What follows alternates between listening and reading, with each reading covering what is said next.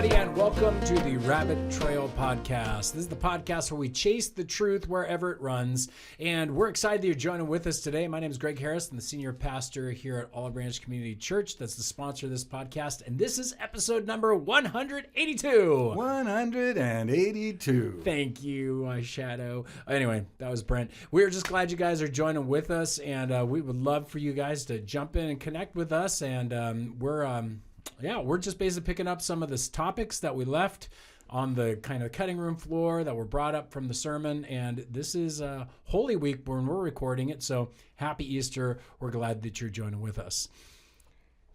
Hi, I'm Teresa Harris. I'm Greg's assistant and his wife. And I'm here to ask clarifying questions and, try to make sure that the things that we present make sense. We would love to hear from you. If you have any questions, please reach out to us at rabbittrail@obcc.church. That's it, it. right? You got it. That's Woo! it. Good for you. You're also here. One of the important roles you play is laughing at my jokes. So it's not just this quiet thump, It's Which I always give you. Yeah.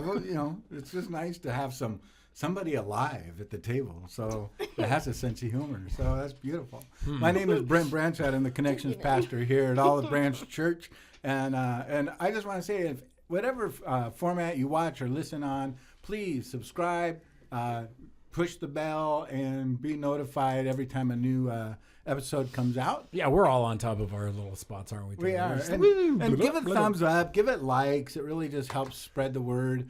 But also, again, we look forward to any comments or questions you may be sending us. So hey, we got our first question though, right? Like we always start with this one. What have you guys been up to? Has Laura been showing you what's been happening? I was like, what is it? Yeah. we didn't get it. It's the standard. It's the standard first question. So what have you guys been up to? Well, I know my favorite thing so far has been I actually got a chance to watch the Artemis II space show, the rocket launch, and it was like on April Fools. So yeah, they got to trick us twice about landing on the moon, huh? No. Actually, yeah. So that's great. Don't push that garbage, man. Gee, you were at least alive when it happened. I wasn't. So and I believe it. So anyway, it was cool. It was great to watch it. It was amazing to just see it kind of work and just the intensity of it all. And it was just like, it was just overwhelming for me. I just was like one of those awe moments where I'm just like, this is so cool. And being a geeky guy who likes space stuff and was like, the other thing I was thinking is as I went, I'm like, don't blow up. And it's like it's the challengers in my head. So yeah, that was kind of my big fun thing for the week. Now, Bezos, I know that they didn't go to the moon, but Bezos was doing space stuff, and Tesla or Elon Musk has been doing SpaceX and going. So this was one of the first times that really NASA has done something in a long time, right? In that regard, or have they been doing stuff? It just hasn't been in the news. NASA launched Artemis I, but I'm just as to test drive things. I don't know how much of the technology they're working with these other groups because I know that they're all kind of I know that they were brought together at one point, so I'm not sure. So it's some research I get to do. So. All right. Yeah. And what have you been up to? Lots, but the thing that sticks out is I went to the beach yesterday with my son, and it was the perfect day. And we went to Treasure Island, which we took you there once a long time ago. I can remember you and Nancy being there with us. Yeah. So, anyways. All the pools, what do you call it, tide pools, right? Yeah, we didn't go see that. But it's just gorgeous. The water is really crystal blue and turquoise. It's what Hawaii's supposed to look like. I know. Jonathan was like, I think that California's better than Hawaii. And I was like, that's just because the sun was out. Wow. Yeah, no, Hawaii is way better. But for me, couple of things. Number one, my mom's been staying with us this week because she's recovering from back surgery. So that's been going really well. Nancy took her for her checkup after 2 weeks. So my mom is doing great. She's walking around and not really in a lot of pain, but the doctor said everything looks great, and basically go live, be free. But also yesterday was the year anniversary of my dad's passing, which was kind of a boom boom boom moment. But it's funny because, just share how horrible I am. But my sister sent my mom text, so I got up. My mom was on the couch, and we're chit-chatting, and my older sister sent these pictures of my dad, and so, standing there, and then they put angel wings on him, I could probably AI, right? And so my mom's like, look at how pretty, look at this picture. And I'm like, and I'm just thinking, that is so theologically incorrect. I can't post that on Facebook. I'm going to show Greg, and he's really going to freak out. That's right. Yeah. So I'm just, but I mean, I did like the picture. The picture was totally cool. And I thought, text it to me, and I was going to post it on Facebook. And I'm like, I can't really post that because it's like so theologically incorrect. Yeah, so you need to send me that picture so I can use it at the intro of my next series where we talk about heaven and what's it really about. And there you go. Yeah, I can really blow it out of the I'm just kidding. So yeah, it's been a week, but the cool thing is Friday. Then Alyssa and the grandkids are coming from Washington, so they'll be spending a week with us. So cool. It's gonna be fun. Yeah, full house. Yes. All right. So enough about us. Let's get into the message. So again, we are in the countdown series. That's going to end on Easter Sunday. Yep. And this one was talking about the death of a king. So it was talking about the humiliation and the crucifixion of Christ. And so one of the things you were talking about, you really were kind of getting into the crucifixion and the fact that he was ridiculed, he was mocked. They put garments on him to make fun of his royalty, kingship thing. Yeah, that Drew got to that part before I did. But then, and then you were talking about they nailed him to the cross. They stripped him naked, and it was just shaming him. Just the ultimate shame. They put you on the side of the road as people are coming into the town, and they see you, and it's just shame. So I just thought that it would be kind of interesting just to kind of explore that topic. The topic of shame. But also, also just how does the cross and Jesus and everything kind of, different ways they shamed him and stuff. And we got some other things to talk about too. But I thought that's a pretty hefty topic. And I want to just, we're not psychologists, although we play one on a podcast once in a while. Yeah, we're not psychoanalysts. So this isn't like, medical advice in that regard, but just kind of explore into it. So what say you? Oh, so a little bit of the research I did while I was prepping for the sermon was dealing with the differences of ancient shame versus like modern concepts of shame. They're pretty different in the sense that modern concepts of psychological shame are kind of echoed in biblical shame, but biblical shame was this idea of something you did, you were guilty of, or you broke the kind of the social code, and so they would shame you. They would. So there's aspects of like honor and shame were actually strangely based on the virtues they viewed for women versus the virtues they viewed for men. So a man would be shamed if he did feminine rolled things, because that's not where his honor comes from. And women would be shamed if they were doing masculine rolled things, because that's not where their honor came from. And so there was this vision of like honor and shame being masculine and feminine. It was very interesting. And so if you broke the rules of like what a man was supposed to do, then they would publicly shame you. Now the Romans took this to another level, because they knew honor and shame, and so they devised manners to shame you, to make you feel ashamed before a public crowd. So carrying a load for a Roman soldier was a way of showing you are under us. We have the place of glory and honor. We have the power. You don't. So you sit there, you lowly little shameful human, carry that thing for me. You're as good as a slave. So this is that kind of like Roman mentality. And so crucifixion was not just personal shame that brought you because you were supposedly guilty of something, but it was a way of making your entire country hate you, because now you've been caught as a rebel. You're going to bring trouble to your country. Don't you dare see what we'll do to you. So I have a quick question as you're explaining this. I'm wondering if you think that both past perspectives of honor and shame and current ideas of shame, we culturally, maybe they got some things right and some things wrong, and then now we get some things right and some things wrong. So like we shame some things that we should shame, and we shame things that we shouldn't. You know what I mean? Yeah, totally. And so like back then, they have, so it's just interesting when they choose, or when we choose to shame and not shame. I'm just like, my mind is like spinning right now as I'm like thinking through, like, because we think through honor shame cultures, and like it's for us because we're so disconnected from them. We're just like, oh my gosh, we can't believe that they would shame people for something like that, right?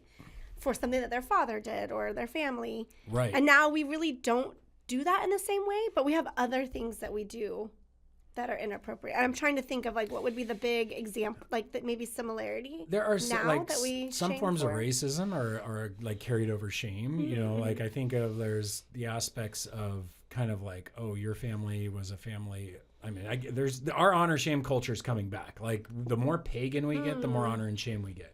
The more we're willing to take tribal in-groups and out-groups until, like, the whole woke world is an honor-shame system. If you've studied it, it's like you are shamed for being your skin color or whatever. And there's no atonement. There's no way to deal with shame that actually absolves shame. You're just now at a particular peg in the culture. Nothing that you can do. Yeah. So if you've been judged online, doesn't matter if you're exonerated public in an actual trial, you're guilty, and they're just the court just got it wrong because the society believes we're right. That is a level of we're coming back to an honor shame society that pushes people. And there's microcosms of honor shame, like what, you didn't raise your kids to play sports. There's subsets of cultural expectations we hold. Why aren't you married? You're older. That used to be something. Now it's like, you're married. There's like we try to throw, we like call in the it throwing past, shade. If you didn't have kids, right? If you were barren, that was a shameful. And we don't do that. We In don't fact, do we almost that now. glorify. Oh, you guys are like doing something for the environment. Like we have these new ways of thinking in certain groups, and so your in-group, out-group shapes the way that you're. Like it's called the Overton window, I guess, is like what's allowed to be discussed and what's not. That's all part of this shame concept. Now, that's cultural shame. When we talk about shame in our culture right now, and we're like, oh, no, we don't want people to feel shame. We don't mean, we don't want you to feel ashamed of doing something wrong. Like as Christians, we think of shame as you did something wrong, and so you should be ashamed of yourself. You did something sinful. There is a shame that's associated with that. Not that can't be dealt with, but it should bring you to repentance. That shame should bring you out, not make you hide. But culturally, we talk about psychology shame, which is I am stupid.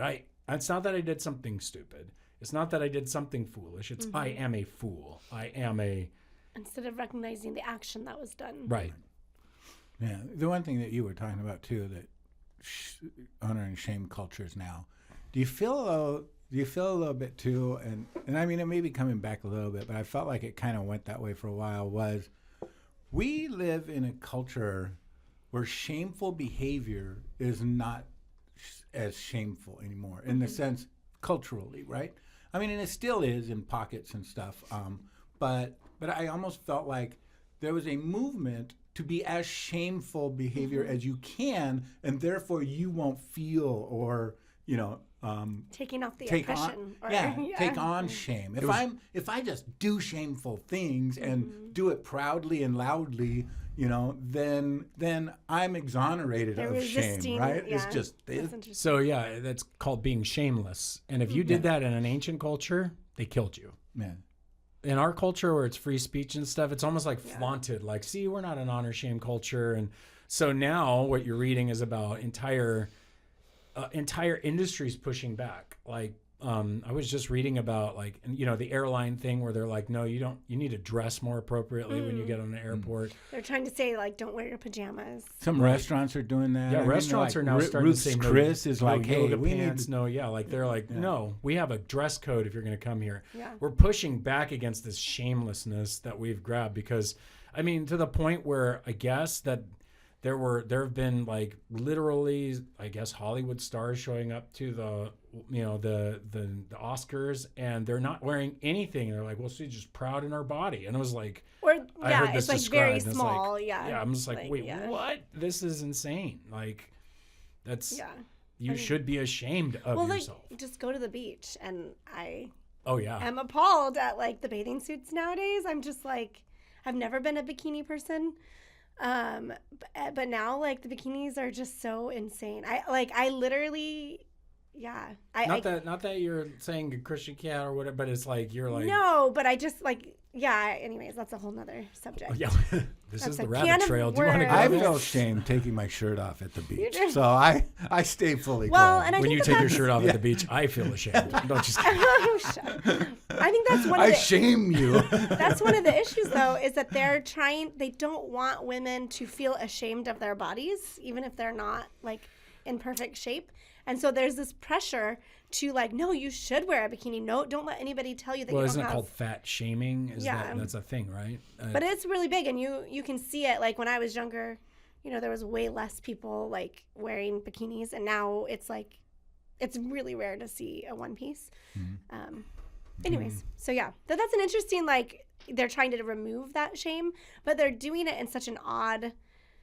They're trying to remove shame in such an odd way, because we do still shame some things that need to be shamed, like pedophilia.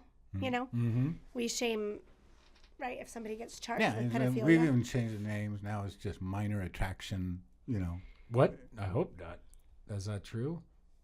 No, they're changing the verbiage of pedophilia to minor attracted people. Well, I feel like culturally, though, that it's still largely it still shamed. is largely, yeah, but not largely enough. So the idea that you could even like talk about it as maybe this is normal for some people is like. So I see two problems like in our culture. On one side, we want to be like, nobody should feel shame. No one should ever feel shame. Shouldn't be shamed.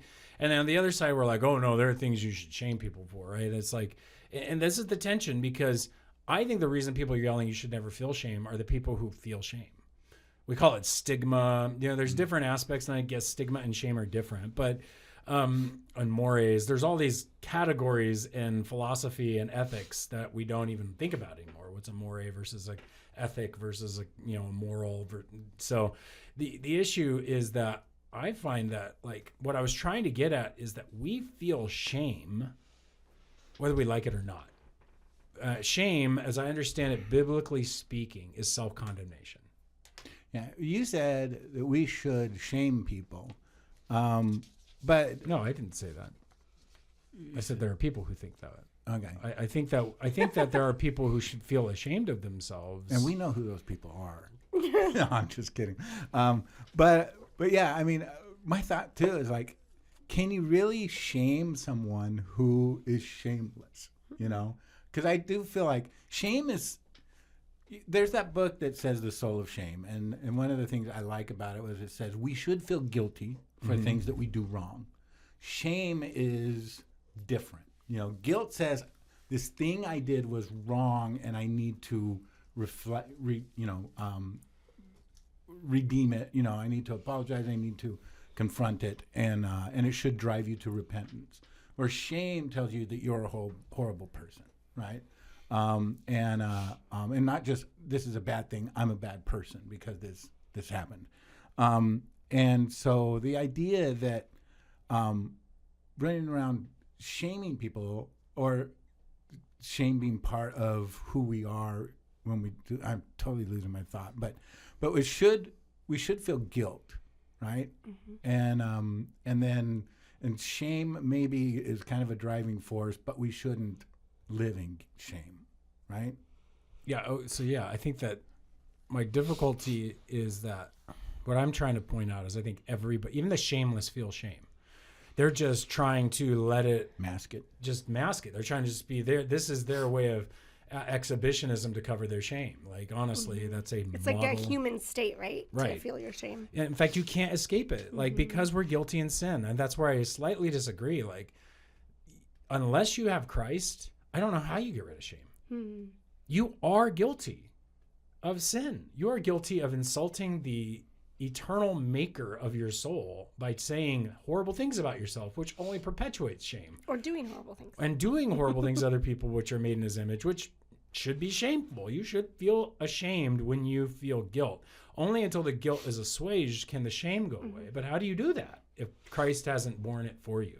So I think the gospel is the only answer actually to shame, psychologically and socially. Who cares if socially I get shamed, in the sense that, like, it ultimately does not destroy me, because Christ is my Redeemer. He bore that shame. But the psychological shame is more difficult, because it's the only person who can truly shame you internally is yourself. Towards despair. Yeah. To where you break and where you become, whether most addictions are born out of shame. I don't know a single addiction actually that's not born from shame of some kind. The whole time when you were preaching, I was thinking of Brennan Manning, who wrote the Ragamuffin Gospel. And a huge aspect of his writing is dealing with shame and the idea of really taking in the gospel and what that means. And it's not something that we can just, understand one moment where, oh, I need Christ to forgive me.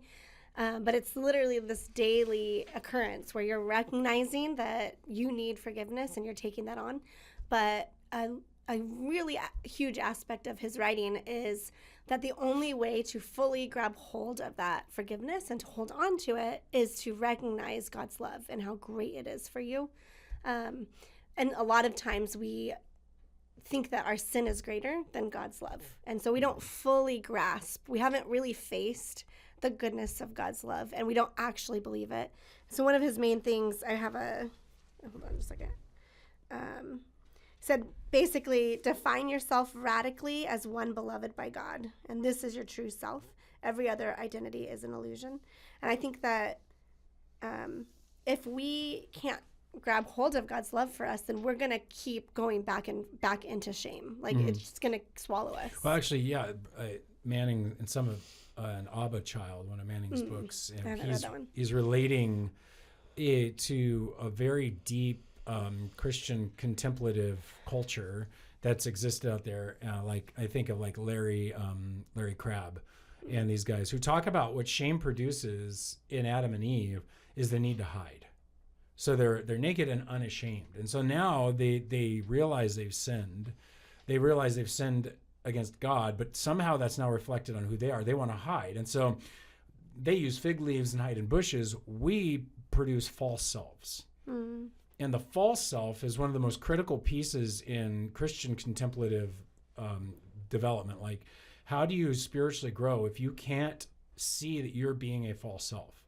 If you're walking around constantly pretending to be somebody that you know you're not, and some of that's true about you, some of it's not, that false self becomes the true self eventually. You lose yourself to the point where you can't drop your job. You can't change. You can't walk away from where you live. Or the image that you're creating. Yeah, or the image that you've curated.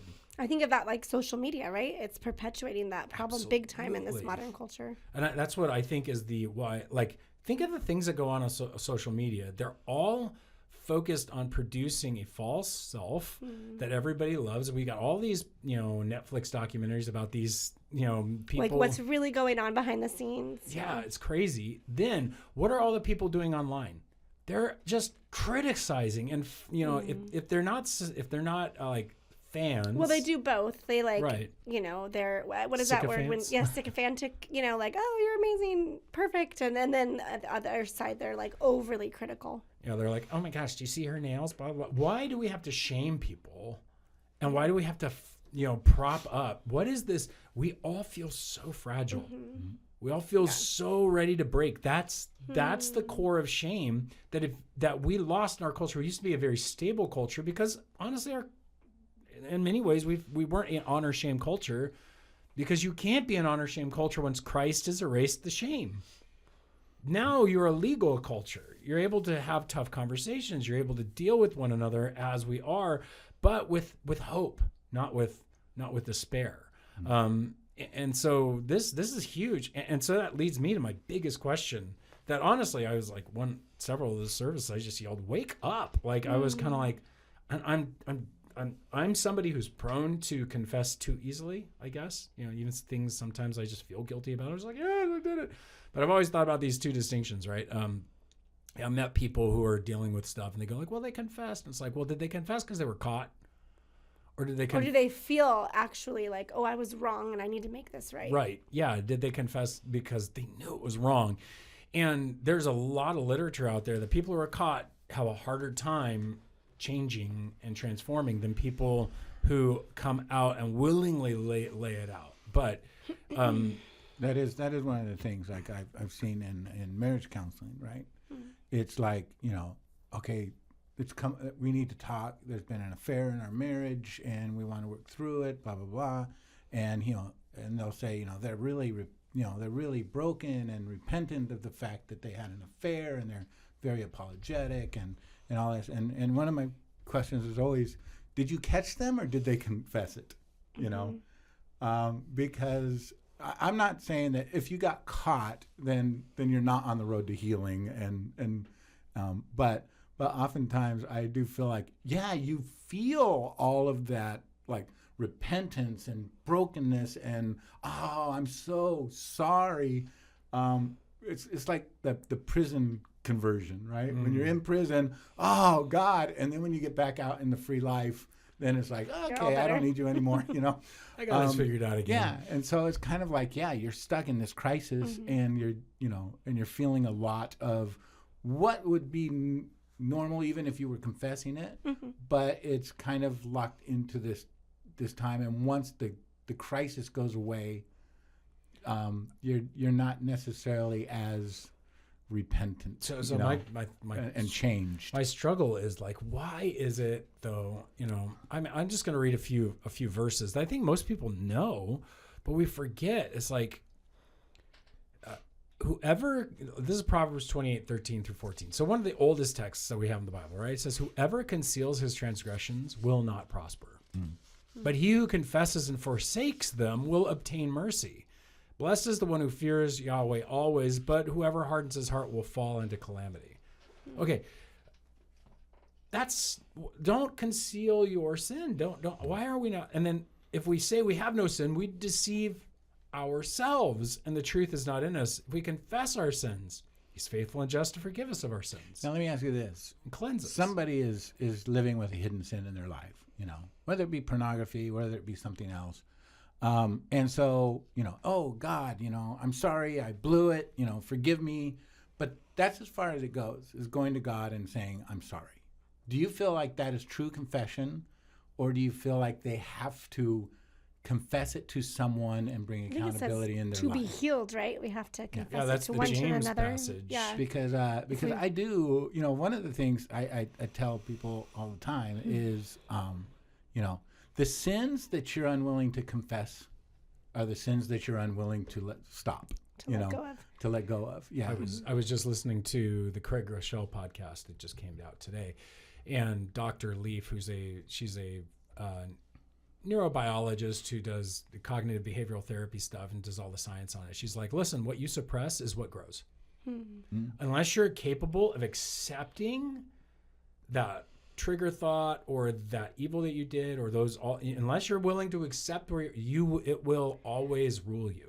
What you suppress just is what becomes most ingrained in your life. Like as we were talking about confessing, and because I'm trying to think of the times when I've had to face if I've done something wrong. I don't know if you guys can relate believe that you did anything wrong. No, I can't. No, but I can. So the shame, it buries you. When I realize I've been really stupid, or sometimes we'll talk about our past with our kids, and I'm like, oh, I made mistakes, and there's things that I carry a heavy weight for, oh, I wish I could have done that differently. I really messed up, And my first gut reaction is to separate myself from it. I don't want to face it. I don't want to fully take it on, right? Because it's painful, and you're just like, oh, really? Is that me? Is that who I am? Is that what I do?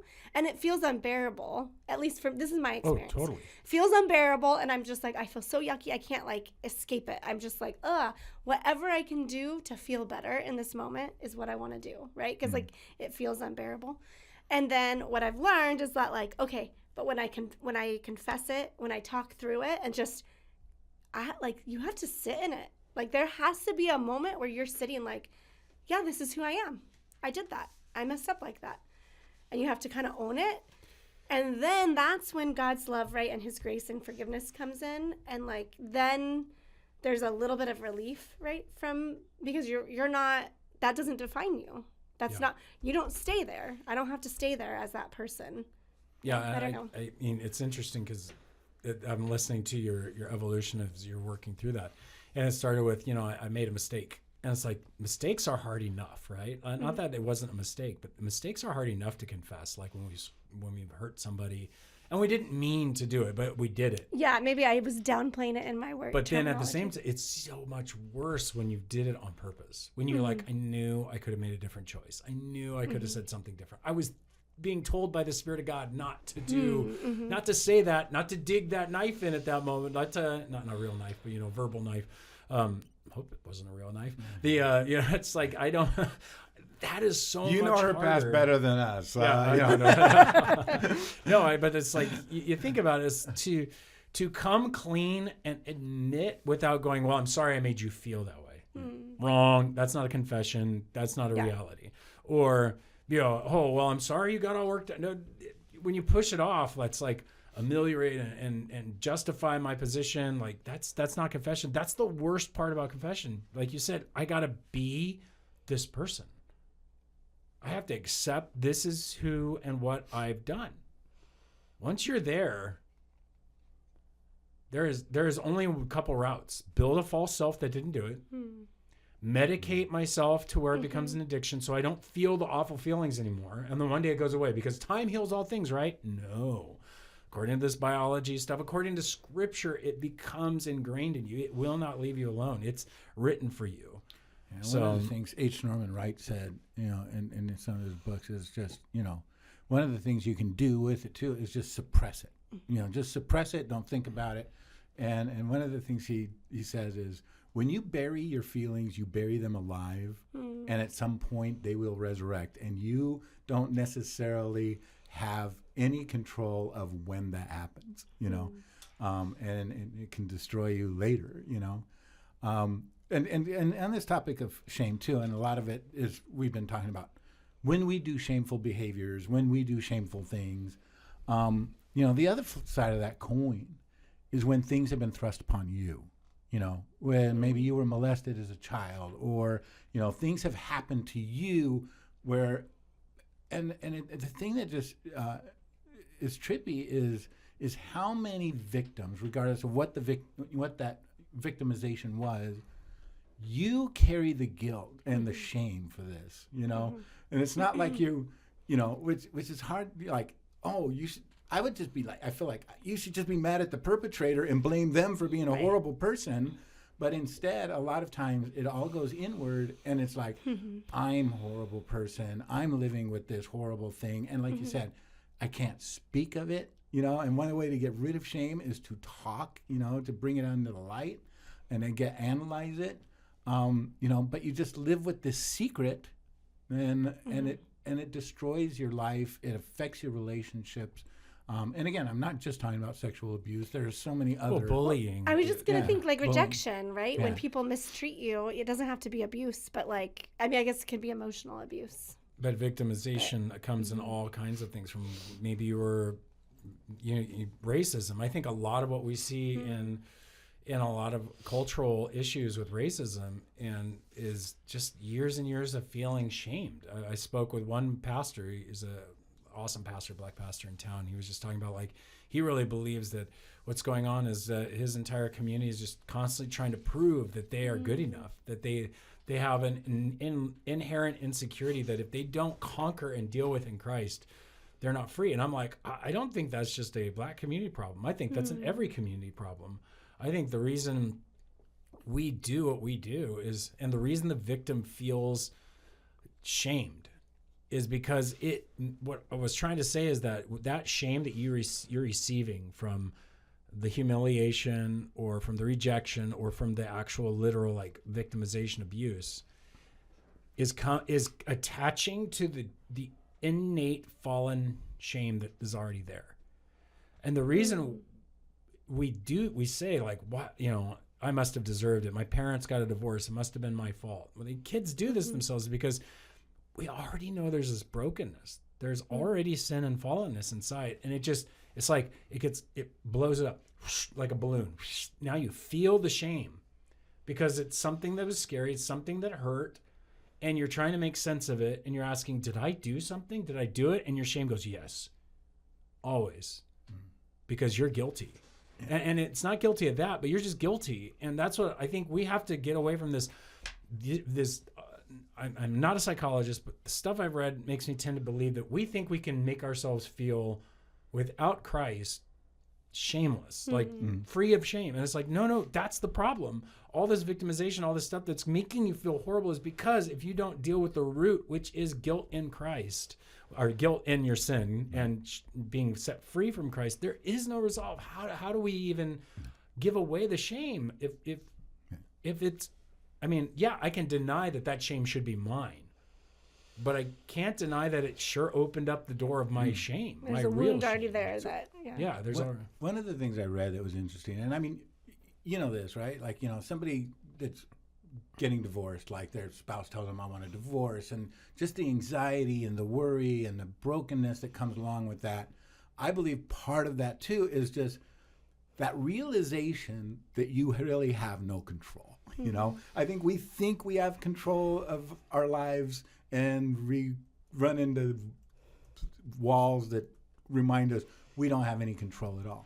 And so one of the things I was reading one time that talked about the victimization and the shame that comes with it is because there's like two stories that you can go down, and one of them is basically for the abused is that this world is a unsafe and terrifying place, and this can happen to me again and again.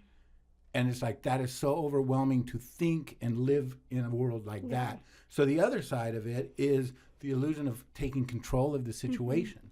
I did something that caused this, and so you're taking the blame, you're taking that, but part of that is trying to take control for yourself over the situation. I think that that just reminds me, to be honest, a little bit of like the reading I've done on lesbianism is very much, not all, but many women press away from relationships with men out of, in order to control the control of these abuses and things they've felt from men, and since some even become like men to give themselves a sense of control that I am powerful and capable.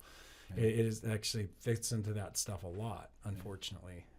And some of those lies that you may be believe about yourself, in order, it's just that I could have fought harder, or I shouldn't have put myself in that situation, or not trusted that person, or whatever. And so it just becomes this silent thing that you live with, and it's amazing how many people deal with that kind of abuse, and it never really comes to the surface until much, much later in their life, if at all. I want to bring another thing up, like victimization and shame. What's odd is we say we're not a shame culture, but so much of the evidence, like alcohol and drug addictions and stuff, they all have this shame, but this shame attachment. But to be quite honest, the greatest thing that shame attacks is sexuality. It is so interesting because shame is associated with intimacy. If I cannot be known, then I can't be intimate, and so sexuality, which is the ultimate form of intimacy, I think shame directly plays into that known and being known aspect that sexuality is supposed to live and be free in, and it causes a kind of a disassociation. We know this in sex addiction. We know that for people with pornography or promiscuity or even homosexuality and lesbianism, with many of them, there is this deep-seated shame. Transgenderism has a deep shame. This is why so much suicidal ideation and stuff affiliates with shame in these pieces. And I'm not saying it's one for one, but it is so in the literature all over the place, in sex addiction literatures and different stuff like that, that shame messes with sexuality. It's so deeply because, again, it goes back to, can I really be known? Which is why confession is one of those critical things you can bring to your family, which you can bring to each other, to have a place where I can tell someone the darkest secrets of my soul, to bring it to the light, and they want to help me heal. Not just, oh no, I don't want to hear about that. You're fine as you is, kind of thing. That's not going to work. Like Tim Keller's quote about being known. He says, to be loved but not known is comforting. Sorry, I actually think that this is wrong.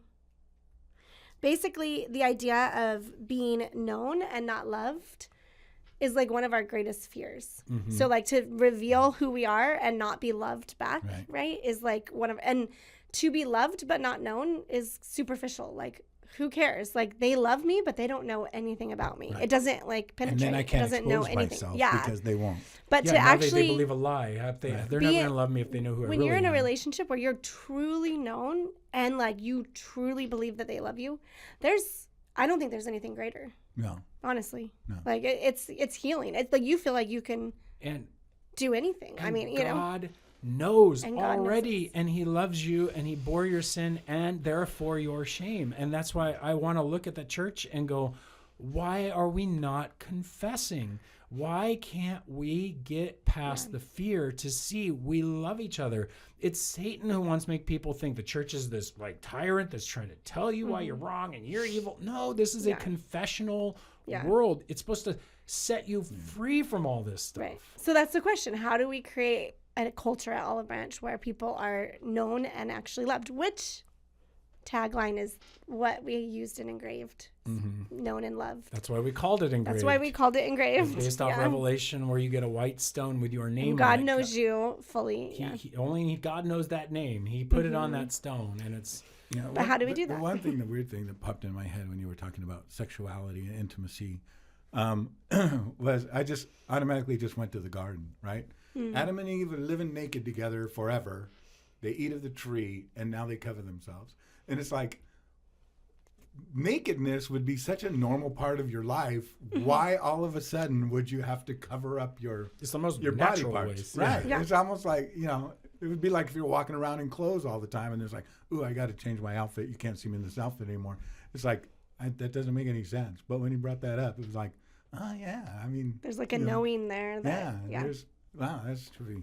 But yeah, I mean, I would say too, like some of the steps to recovery, is just, and it's not like easy, like do this and then you're free, but part of it is stop telling yourself the lies, about it's your fault. You could have done something different, especially if you were overpowered in that too, and assign blame, correctly, and then, discuss it in a safe and compassionate presence. I do believe that to the Lord first, confess it to the Lord, confess it to your friends or your family in that compassionate setting where they want what's best for you. Get therapy, and I would say like crisis. I think one of the reasons why therapists are so powerful and so ubiquitous in our culture is because we feel like they're the only safe people to confess to. Because they gotta love me. They can't reject me. Well, okay. Like, have you guys found it easy to find people that you feel safe to confess to? Well, not as the pastor, no. No, I try to use the elders. I think it's been hard. Like, especially together, being in a pastoral role, I feel like that's been really difficult. I mean, Greg and I are very honest with each other. Yeah, Nancy and I are pretty honest with each other. I mean, I don't tell her my flaws because that would ruin my image of perfection. But I listen to hers and I try to support her in that broken. She's very safe with you. Yeah, because it's perfect. I would say probably the only true, real accountability partner I ever had that was Greg. And I mean that was probably 20-something years ago, and so I do feel like I could tell Greg anything. So yeah. You're one of those on my. That's when you asked, what do we do to create a confessional culture? Like, again, I think we re-emphasizing, guys, you need a safe, same-sex, accountable partner. And that doesn't mean somebody who's the accountability partners are be okay with your sin. No, yeah. They're going to be like, oh, yeah, I did that last night. Exactly. It's fine. It was hard to try to find an accountability partner that wasn't that way. Oh, yeah, Right. let's try harder, Yeah. it's Somebody that takes it seriously. Somebody who, and maybe we got to do some training on how to be an accountability partner, how to listen to somebody who gives you their thing, how to then take it and become someone who is like, you're not in charge, but you're definitely like, look, I think you need to make things right. How are you going to make this right? Like a good accountability partner presses back on, great, you confessed. Now, what do you do to make it right? How do you bring this to healing? I think that AA meetings have a tendency to be that because they're supposedly anonymous, but the issue there is you really only confess, you do a full account to your group after you've gotten covered by your sponsor and stuff, who really hears everything. And then they're like, no, maybe not that, maybe not that. They kind of help coach you. I do think there is a place for us as a church, like in your small group, if they're safe, divide as men and women. So what would you define as a safe person? I will say this, safe people, and I do believe this, there are levels of confession, within groups, right? So there might be your small group where you're gonna be transparent to a certain level, right? And then there's people like that you have one or two friends that you're on a much deeper level, and then that one friend that you are just bare with.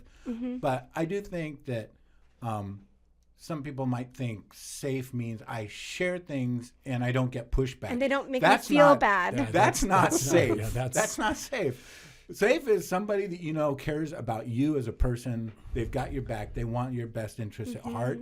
And they may say hard things, but it's coming from a position of not just love and care, but in direction. They care about your spiritual growth. They care about your spiritual growth and your... They care about the fact that you got to be you. Yeah. And they don't want the false you. They want to like you for who you are. They want to love you like Christ knows you, right? I mean... So I think that there is some training to do in being a good accountability partner, right? If you're being sycophantically told, no, you're good, that's not a big deal, that is not a safe person, actually. You just found an unsafe person. A safe person is they hear you. They may even tell you, you know what, thank you for opening your heart up to me. I know that was really difficult. They're able to meet you where you're at enough that that they may be angry at you. Trust me, sometimes you can confess something to your friends and they're just like... And they have a right to be. I feel betrayed, but I'm not going to leave you. I need to work through this. But they're also going to be like, you know what? I want you to, how do we make this right? How do you make it right? I care about who you are really, because you're not going to break the bonds of shame and actually incorporate what Christ has done into your life without the body of Christ being able to go, yeah, we know. We know you sin. We all sin. And if you're not striving to continue in that sin, we're with you. We're with you 100%. One of the ways that you can find somebody that you think you can pursue confession with, one of the things, I have a friend who... we were having a really deep conversation and I said some things and she pushed back on me and she did it in a great way. And it was like immediately I knew like, okay, I can be close with her. Like I suddenly was like, okay, I'm willing to, because I don't want somebody to just listen to me say something wrong and not call me out. And so then that allowed me to so we have more of like a confessional relationship. Yeah. And so like some of those kind of things, if somebody's willing to speak up or call out in a loving way, and not shame you, but call you out, then that might be something that you can pursue further. And one thing I think is important too is you don't always have to agree with them. Right. I Totally. mean, they could be a little off or a little wrong. And so it's not like everything that the person you're confiding in, you have to take their advice or, their direction. Sometimes you can go, maybe not. But if you're striving for holiness and they're striving for holiness in you as well, then it's... I don't think you have to always agree, but if you have no one in your life that you're willing to listen to, then you're in the wrong. Like something's wrong with you. That's my opinion. Like shame has grabbed you, and if you're feeling like there's no way you could actually confess, because then they would realize I've been lying to them all this time. It's a good evidence you need to work on that faster than sooner than later. Like you have gone too far at this point in your life. If you've created an entire apparatus around who you are, that's not true, because that will come down. Jesus says what you say in the rooms will be shouted on the rooftops. Like he says every fake word you say will be judged to you. Like that's frightening. It's there. I talk way too much, and that we're doing a podcast. We're going to be judged. I'm like, what? But you've got to remember that if you bring it in the light, if you expose it, then it is being dealt with. It's rather I bring it out than God bring it out or somebody else bring it out. Like we said at the beginning, there's greater healing and transformation for those who don't suppress it. One, two, you see it work better when you're not caught, but when you confess, there is, because it shows the remorse, it shows the opportunity. And I think people don't do it for a couple of reasons. One, I think they're scared.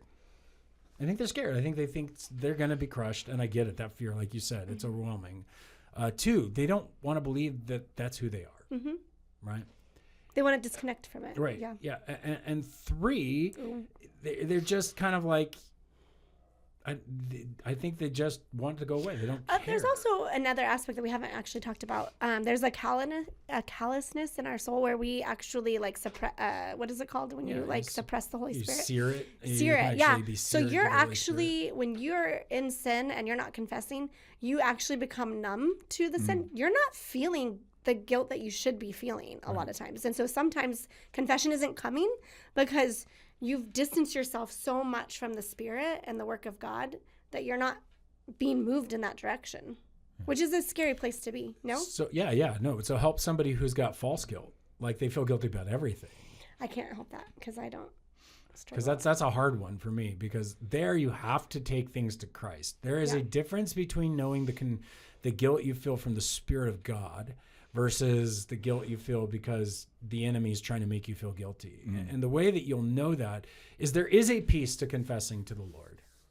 And then once you've done that, then the question is the Lord convicting you to go make it right with someone? I think that's when you need to confess to one another. I think that's why a large open confession at the beginning can be very general in the sense like, hey, these are my internal sinful struggles. That needs to be with that accountability partner.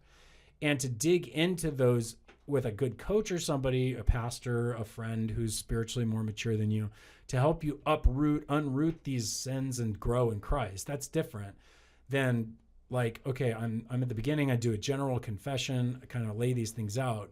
And then as I'm going through life, I want to keep a clean slate. And sometimes I confess it to the Lord, confess it to my accountability partner. When I'm challenged by the Lord or my accountability partner to make it right, I go do that. And so that would be the kind of the goal and the aim, because otherwise, you can get caught into a lot of I'm guilty for everything kind of stuff. And I don't think that confession is where it starts. I think that's the very, very first step. I think that the biggest step in all of this is after confession is, I don't know what the right terminology for is, meditating, like really coming to terms with God's love. Like I think, and really accepting it and knowing like you're beloved of God and he loves you. His love, his goodness, his forgiveness is bigger than any of your shame and your sin. And like being overwhelmed by that rather than being overwhelmed by your own shortcomings. Totally. There's a great book called Search for Significance that covers that. And it's like the 4 ways that the cross combats these internal modern struggles like guilt and shame. And then obviously we would recommend Ragamuffin Gospel. It's a great book. I love Henry Nouwen. Is a good. I mean, not Henry Nouwen. I like him too, but I'm not different conversation. Different. Sorry.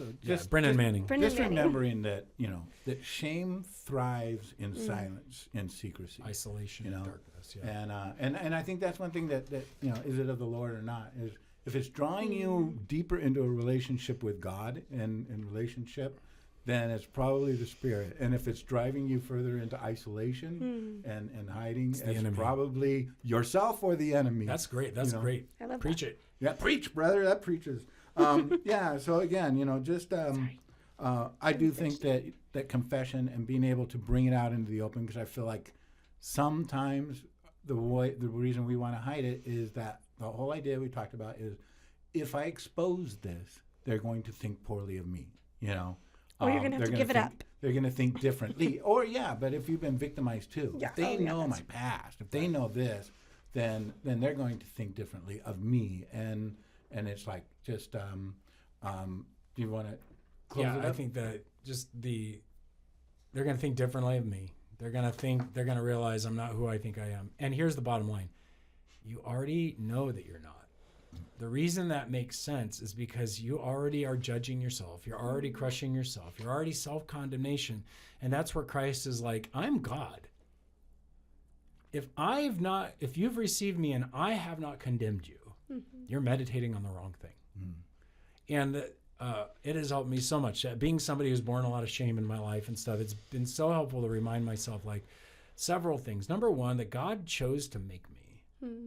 He could have made somebody else. I say this a lot. He chose to make me. He could have made anybody else, but he made me. He made us.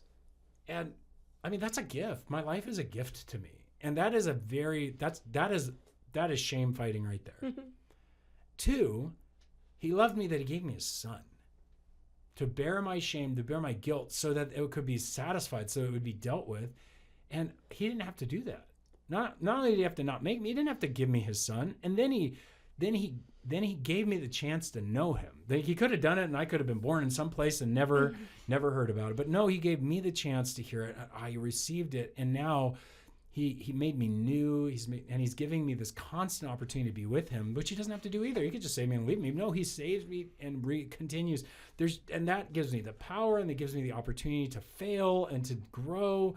And so there's just so much that the cross and the resurrection brings, and you mentioned it, and you mentioned it earlier too, is the idea that, you know, take your shame, give it to the Lord, and confess. You know, I've done this thing, this horrible thing, or whatever, and it's your forgiveness that will release me and my confession to you. And to me, there's that paradox in there, right? Because to me, if I'm like beating myself up, like I did this horrible thing, and then I go to God, and then it's like, yes, this beautiful, innocent, loving person took it all upon himself and died this humiliating, brutal death because I did something wrong. It's like, that just seems like it would be more shame and more guilt. But I do think part of the thing that shame and guilt does is it attacks your value, you know? And so when you can really understand, like you said, meditate on his love for you, because that's where your value is going to come in. And that the value of his love is going to defeat the invalidation of your shame, you know. Preach it. What's my favorite song? The Christmas song that says, "And the soul felt its worth." Oh yeah. I love that song. Oh, Holy Night. That's my favorite line. And the soul felt its worth, right? And because God came to earth. And I just like that our soul is this gaping wound, and it's only in connection with God and understanding his love for us that it's healed. Merry Easter, everybody. Merry Easter. Oh, holy night. Yes. Oh, holy morning. It's beautiful. So, well, we hope that somebody out there, maybe you needed to hear this, and we just encourage you. Do not take this as a guilt trip. Do not take this as a slam down. Take this as a open door opportunity by Jesus and in your life to be free. And we hope that you do that. Thank you for listening. Thank you, everybody, for just participating with us. Send in your questions if you've got them. Hopefully this stirred some stuff up. You don't need to confess to us. That would not be appropriate. But we'd love to hear your questions, maybe your concerns, your thoughts about even this subject or others. Send those to us. rabbittrail@obcc.church. That's rabbittrail@obcc.church. And so trying to copy me? Yeah, that was how I said it just a second ago. But we're just glad you joined with us. Thanks for being with us. God bless you. Have a great rest of your week, and Merry Easter.